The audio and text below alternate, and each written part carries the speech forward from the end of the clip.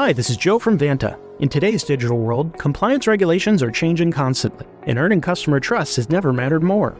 Vanta helps companies get compliant fast and stay secure with the most advanced AI, automation, and continuous monitoring out there.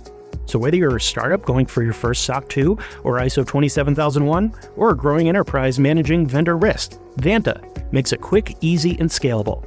And I'm not just saying that because I work here. Get started at Vanta.com.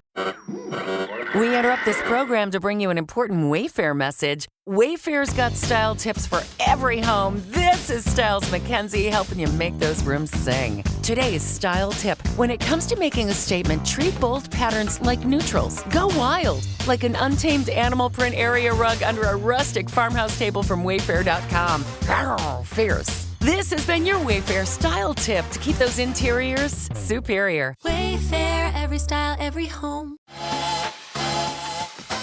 Welcome to the Retreat Leaders Podcast, the show for visionary coaches, healers, wellness pros, and small business owners who aren't just here to host another feel-good getaway, but to build a profitable, impactful retreat business. I'm your host, Shannon Jamal, retreat strategist, business mentor, and owner of a 46-acre retreat center. I've hosted over 100 retreats around the world, and I've made every mistake so you don't have to. Each week, we'll dive into the mindset, marketing, money, business, and mechanics behind sold-out, profitable retreats. Plus, hear from expert guests who are walking the talk. Whether you're planning your first retreat or scaling your 100th, you're in the right place. Welcome to the show. Hey guys, welcome back to the Retreat Leaders Podcast. I am so excited about my guest today. I was doing some research and I think he's going to have some really good things to share with us today. So welcome Dan Berger to the show. Thank you so much, Shannon. Good to be here. Yeah, I'm so glad. Would you prefer to go by Don? Because your name says Don. That's okay. I mean, I think when people Google, I prefer Dan, just because it's easier to Google, but it's pronounced Don. So it's okay to go by Dan. Okay. Well, welcome. Will you just start by just telling us who you are, a little bit about your history, and what brought you to today? Sure. So I was born in Israel. I moved to the States when I was 9. I'm adopted, so I've always struggled with my sense of belonging, which is why I naturally made my way to hospitality. It's kind of belonging is one of the first steps of hospitality, in my view. And my professional career started really after grad school when I started a software company in the hospitality industry. It was event design software, so specifically floor plan software for events. And by the time I sold it in 2018, our software was used to plan about 1.5 million events per year. So I really got to understand the power of intentional design of events and spaces. And then I took some time off, wrote a book about the topic of belonging, and it's called The Quest, The Definitive Guide to Finding Belonging. And I basically walk readers through how to find their sense of belonging. It's kind of self-help meets academia. And I then decided to open up a retreat facility here in Boise, Idaho. I really want to share Idaho with folks, given that I've fallen in love with it in the last 6 years. Prior to that, I was on the East Coast. And yeah, I have a 14-month-old daughter. I'm 44, and I'm happily married to Jen. Awesome. Okay. I'm really drawn to this belonging thing because I think one of the biggest things that happens in retreat is the people that are showing up are looking to belong. They're looking to connect. They're looking to not feel alone, to not feel like they're on this island of whatever they're feeling or whatever they're going through, that they're by themselves. And so they're coming to retreat for belonging. And so I'm really drawn to that. Can you dig a little deeper into why that's important to you? Sure. So after I kind of landed once I wrote my book, I decided to open up a retreat facility, like I said. And the core piece of it is that I like to say it's a retreat facility that cosplays as a hotel, because we usually have retreats on the weekends and then we have transient business on the weekdays. But all of it is full buyout for the retreats. And I think that a retreat is basically starts as a temporary community, and the right ones are create long lasting communities. And it's because people don't have the place that they are seeking in life, so they go on a retreat to kind of find themselves, and then additionally find people who are like them, and that leads to a sense of belonging in that community that hopefully continues over time. Yeah, I couldn't agree more. You host men's groups. I'm assuming and I hate to assume, so please forgive me, but you host men's retreats. Is that correct at your own place? I don't host men's retreats, but I have a men's group that meets on a monthly basis, and we have about 27 members because we find that number is really good for people to show up. So once you have like 27, the rule of kind of half or two-thirds or half, usually we get about 12 people attending. So I find that that sweet number of 26, 27 means that about half of them show up. And basically, we get together. We have a very specific protocol that we follow in order to kick things off. Call it a heart warmer. We then go through needs and leads that people might have. A heart warmer might be something to the effect of, if you were a fly on the wall, what conversation would you want to listen to? And or other things that get us to go a little deeper. And I really refer to it as a platform for relationships because once the in-person gathering takes place, it's called Fellas and Fire Pits. Once the in-person gathering takes place, there is this platform for friendships and relationships that take place both online and offline through an active WhatsApp group, an active activity group, a book club. And I find that those icebreakers really are hard openers. And as a result, people are much more connected to each other in that community we've built. I love it. It sounds like, though, Don, that you need to be hosting retreats for men as well. And I say that because there is not enough men doing that in this space, and it's desperately needed. One of the quotes that I saw somewhere that you said, and so correct me if it was incorrect because we know how the media is that men are hurting too. Men are suffering. Men are going through changes. There's things that are happening for men, and they're just not talking about it. Would you agree with that? 100%. I mean, I think men are going through a belonging crisis. I think men uh, are feeling punished for previous generations' mistakes, and they need a place to connect more deeply with themselves and with other men, getting in touch with their emotions to be able to deal with kind of society, what society has become. And don't get me wrong, I mean, where society is now is a much better place than it ever was. However, men need that safe space to connect with themselves, with others. And it's not a secret that men are suffering. I mean, more deaths of despair through alcohol-related liver disease to overdoses to suicide are men. I mean, that's why there's an incel movement, there's a groyper movement, there's all kinds of different movements that are turning men into tribes that are really dangerous to society. So they're more prone to radicalization, and they need that safe space. Popping in real quick to tell you that most retreat leaders don't have a retreat problem. They have a visibility problem. You can have the most transformational retreat in the world, but if people can't find you, it doesn't matter. That's why I wrote my newest book, Retreat Business Marketing. This isn't BS motivation or recycled Instagram advice. It's a real breakdown of how marketing actually works now, including AI search, SEO, messaging, and how to position your retreat so the right people recognize themselves in it. If you want to stop guessing, stop throwing content into the void, and start building visibility that compounds over time, this book is for you. Grab your copy at retreatbusinessmarketing.com. Yeah, I couldn't agree more. When I was practicing as a mental health therapist, we would constantly be inundated with statistics, and the statistics for men self-harm, and typically, and this is hard to say, but typically men don't just self-harm, they usually go through completion, which is suicide. Um, the percentages just continue to increase every year. And so it's incredibly heartbreaking. Yeah, I mean, most of the gun violence is men.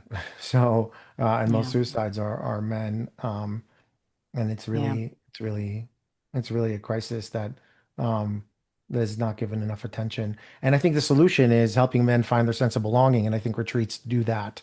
I'm Hmm. humbled by your suggestion that I should host retreats, but I'm one of those people who believe that those who can't do teach. I think I'll host a great retreat because I think I'm a pretty good facilitator, but I have this imposter syndrome that no one would show up. Well, we need to work on that because I believe the opposite, not just in general, but for you especially. I think, Don, that you absolutely should be holding space for these men in longer periods than your meetings.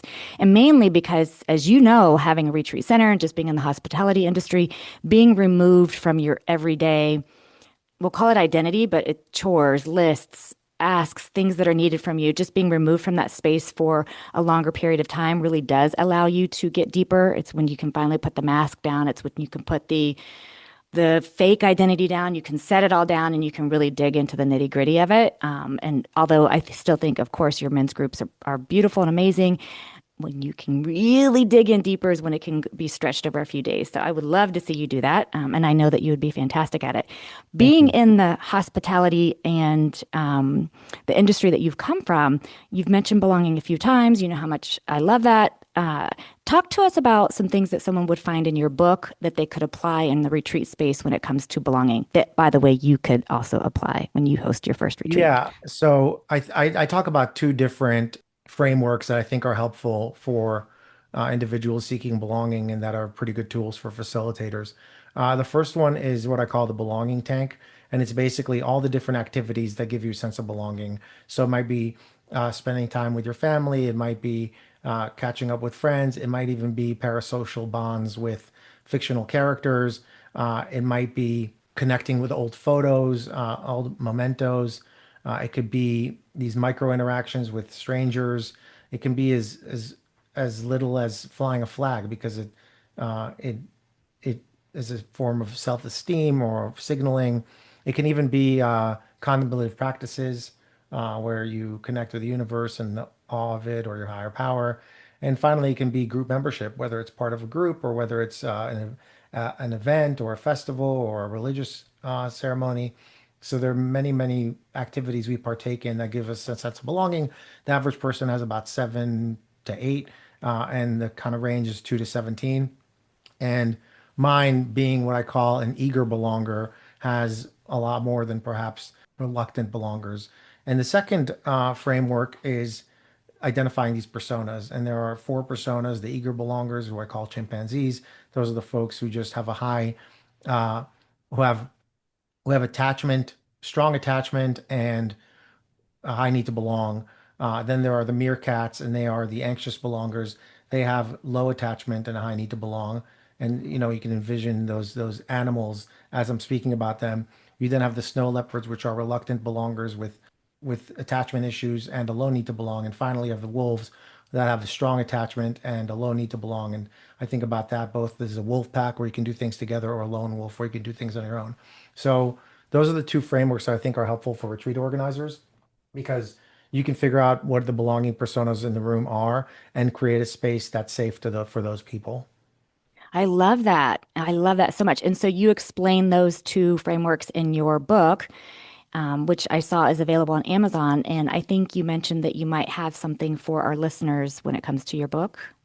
Yeah, so anybody who's listening can shoot me an email, Dan at assemblehospitality.com, and I'll send them a free copy of the book. That's amazing. Yeah. And his information will obviously be in the show notes as well.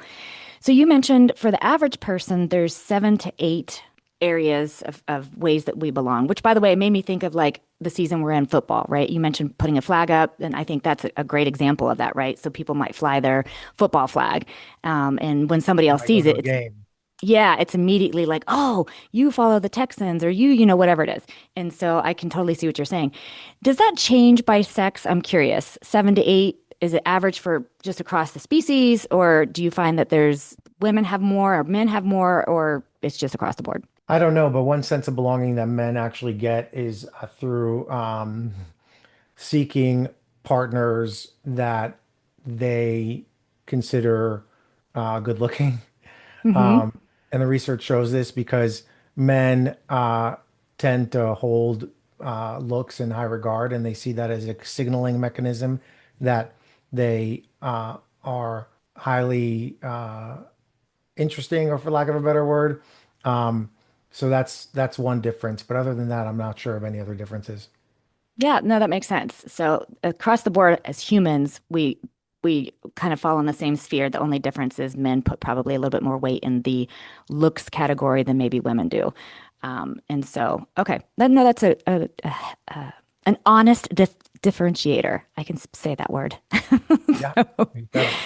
tell us about your retreat space. First of all, I know you're in the hospitality industry, but what made you think like I'm going to do a retreat space, especially if you've not yet hosted a retreat? You notice I keep saying yet. So I've hosted a lot of retreats in the corporate world for my last Okay. business, with a software company with 120 employees. Yep. Um, and so we had executive retreats all the time. We had leadership retreats all the time on a quarterly basis. We would rent out a space, stay there for a few days, and kind of work on strategy and issues and rocks. Uh, so I like to say that I moved from software to hardware. I think the thesis is that more people need to get together because of where the world is moving. We don't know what's real anymore, so getting in person is the best. I mean, for all I know, you might be in, a bot. Mm, So that's the first thing. The second thing, I really believe that the biggest things happen in the smallest rooms. mm, So when you get together a group of 7 to 11 people, which is our capacity is 11. We have 11 rooms, but the capacity for couples is 18. With couples, it's 18. But when you get together a small group, they can really make magic happen in the space you design for them, as opposed to being able to go to a place like a hotel that's got these big four walls and it's boring, and you got a shared space with traveling sales reps and kids. So you get a balance of privacy and intimacy. You get your own room, but you also get to be intimate with your coworkers in the common spaces. Yes, you nailed it so much. And there's a couple things that you mentioned that really stand out to me. We don't know what's real anymore. So I was watching something the other day, and it was somebody that I follow, and she is showing this whole social media account of this older woman who has millions of followers. She's making money, like it's a big account, right? She's fake. Like she's not even a real person. It's designed by AI. The whole account's run by AI. Somebody's making money on this fake persona, and you look at her and you think she's real. Super scary. And then I heard a quote recently where somebody said we're now going to start heading. It's going to be sometime this year where we're going to start labeling things as human made versus AI made because so much is going to be AI that the only differentiator now is going to be human made. But it all does tie into like we this world that we've created, which definitely has some good parts to it. Please know I'm not anti AI. I'm actually very pro AI, but when used ethically and done correctly. But it makes us crave even more that human to human connection in the smaller spaces that you're describing, which is why I think the retreat industry as a whole is seeing such a ginormous boom. And I mean, it started obviously post COVID, just a lot of people brought awareness to like their health and wanting to have better practices. And there's a great way to do it is through retreats. But it's just gotten bigger and bigger. And the end of last year, the beginning of this year, they're projecting it to be just ridiculous in a great way. And so I think it's because of what you're describing, Don. I think it's that wanting to feel like they belong. I think it's wanting to have that human to human connection. I think it's wanting to be in a more intimate space where they're not with hundreds of other people and they can truly have this like I'm looking in your eyes talking to you connection. And so I think you're like money on it, and it was a good investment for you personally and professionally to create the space. Tell us about your space.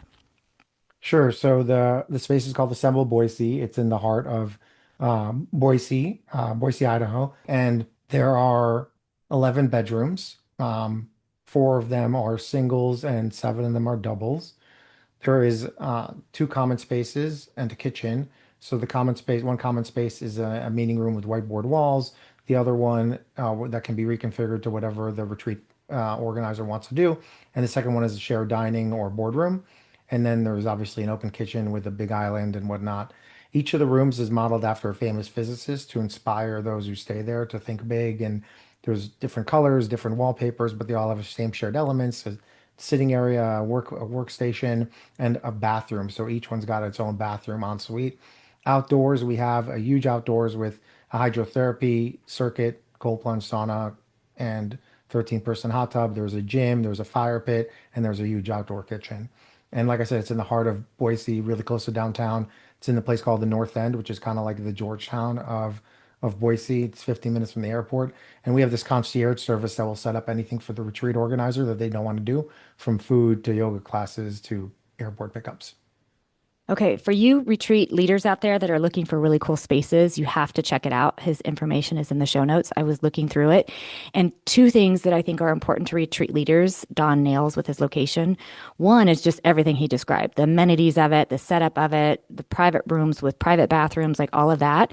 But the other thing that people don't realize is important, and Don does because of his background and the software that he developed and sold, is there's no questions. I know that sounds silly, but when I looked at it, I knew exactly the layout. I knew exactly what was there. I know exactly what I can market and what I can use and what I he lays it out so perfectly. The videos, everything is done so well.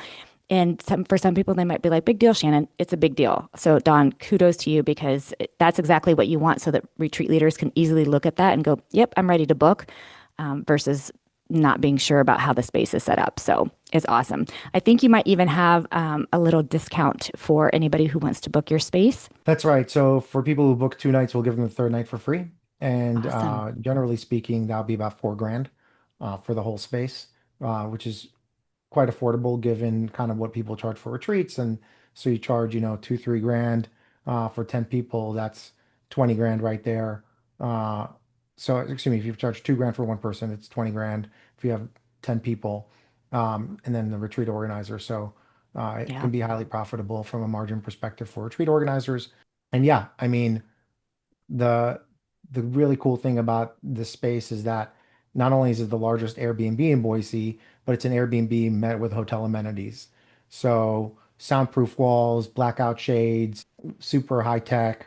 So it can be for everything from wellness retreats to corporate offsites and family Yeah. reunions. Yeah, I saw that. It's awesome. And it looks like, just like you mentioned with the concierge service, there's ability to add on activities and extras that, you can really create some really cool excursions and weave into your agenda some really cool things. Thank you. Yeah, I love it. Well, Don, thank you so much for sharing your expertise. Everything will be linked in the show notes, the link to his email address, the facility that is absolutely beautiful in Boise, and also just another link to his book in case you want to actually purchase the book, because all of us entrepreneurs enjoy that as well. And then plus, so you can leave a review for Don. Thank you so much, Don, for being on the show. It's been my pleasure. Thanks for tuning in to the Retreat Leaders Podcast. If you love this episode, please make sure to subscribe, leave a review, and share it with your retreat besties. Want more support? Grab free resources at theretreatleadersplaybook.com. Until next time, lead boldly, serve deeply, and retreat profitably.